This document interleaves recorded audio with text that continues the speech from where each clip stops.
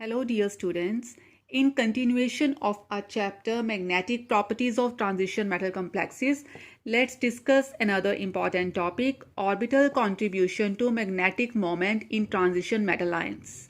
As I told you earlier that some of the first transition series metal complexes give magnetic moment which are higher than the calculated from spin only formula, that is 4s into s plus 1 or n into n plus 2 under root. So reason is the orbital contribution. So total magnetic moment in such cases, it depends not only on the spin but also on the orbital magnetic moment and is calculated by using this equation. Now orbital angular momentum of the electron depends upon the chemical environment. It may be quenched. So in those transition metal complexes where value of magnetic moment is close to spin only value, it means in those cases the orbital contribution is compensated and the quenched. So quenching of the orbital angular momentum can be explained on the basis of crystal field theory. Now the unpaired electrons in a first transition series metal ions, they are located in the 3d orbital, and there are 5 degenerate 3d orbitals in the metal ions. So for orbital angular momentum to contribute and hence for the paramagnetism to differ significantly from the spin only value, the condition is the orbital in which electron resides, like in this case 3d orbital, must be able to transform the orbital it occupies into an equivalent and degenerate orbital by a simple rotation. It is the rotation of electrons that induces the orbital contribution. What are the conditions for generating magnetic moment? The orbitals should be degenerate, must have similar shape and size so that they can transform into one another by rotation about axis. Orbitals should not contain electrons of identical spin. Now we all know that in a free ion, the 5d orbitals are degenerate, that is of same energy, and some orbitals, not all, some orbitals can be transformed into others by rotation. For example, here rotation of 45 degree about z-axis will transform. Here is a z-axis. When we rotate it to 45 degree, dxy can be converted to dx square minus y square or vice versa. Now if I again rotate it 45 means 90 degree, it will give the equivalent state. So it means that 2 units of angular momentum, that is h upon 2 pi about z axis will result. Now similarly, if we rotate dyz to 90 degree, the result is dxz. Similarly, we can also apply it for the dxz to dyz. One equivalent state, 1 unit of angular momentum. Now rotation of dz square about z-axis, it cannot be transformed into any other orbital. So this means dz square, it is contributing 0 unit of angular momentum. Now when metal ions are coordinated, when metal in the center, it is coordinated by the ligands, then d orbitals, they will split up. They now no longer remain degenerate, they become non-degenerate. So dxy and dx square minus y square orbitals, now they become of different energy. So when they are of different energy, they cannot transform into one another, because remember the condition of generating magnetic moment, they should be of same energy. So they are of different energy, they cannot transform into one another by rotation of orbitals along z-axis. So the electron in dx square minus y square orbital, it will not have orbital contribution along z-axis. Now take the example of octahedral complexes. How the quenching of orbital angular momentum occurs.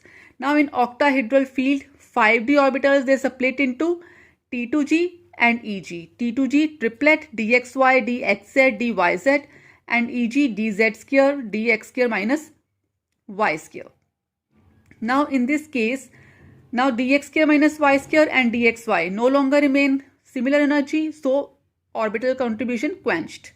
But there will be orbital contribution from the z-axis, because dxz and dyz orbitals, they are still of the same energy. Hence in octahedral complexes, the metal ion, when the electrons are present in T2G orbitals, they will make the contribution. So in quenching will occur when the electrons will be present in two of these orbitals.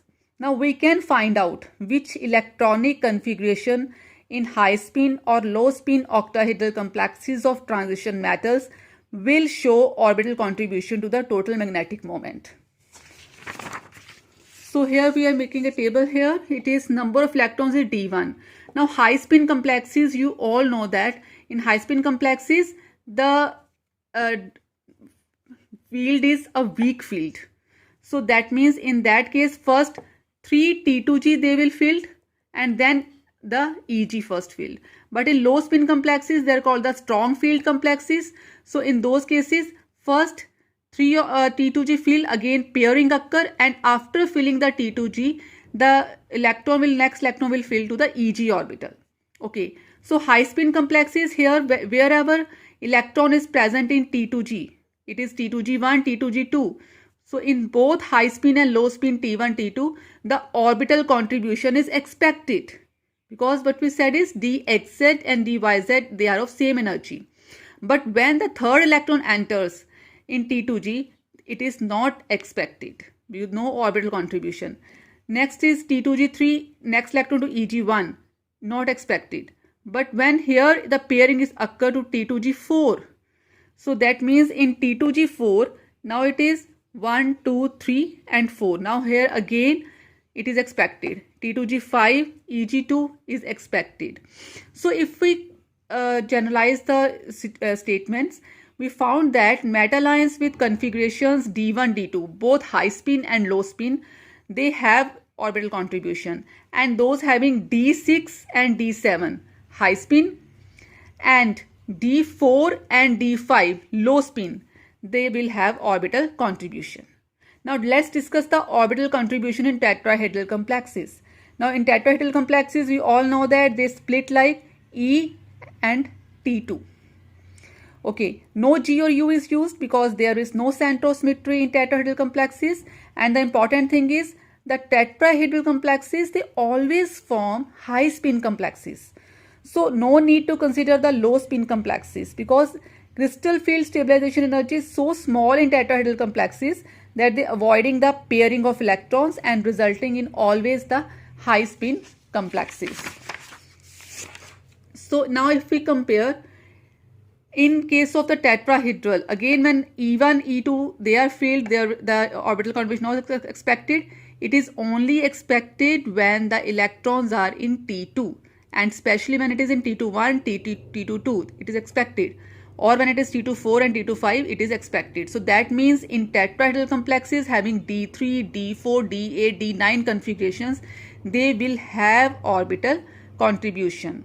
In some cases, there may be contribution from the spin-orbit coupling, and magnetic moments in such cases is given by this formula. The effective magnetic moment is equal to mu naught. Mu naught means spin-only magnetic moment. 1 minus alpha. Alpha is a constant. It depends upon the spectroscopic terms, like it is A, E or T. And lambda is a spin-orbit coupling constant. Lambda is negative if the configuration is more than half filled. It is positive if it is less than half filled, and delta is the energy difference between two levels. So this is all about the orbital contribution to magnetic moment in transition metal complexes. Thank you.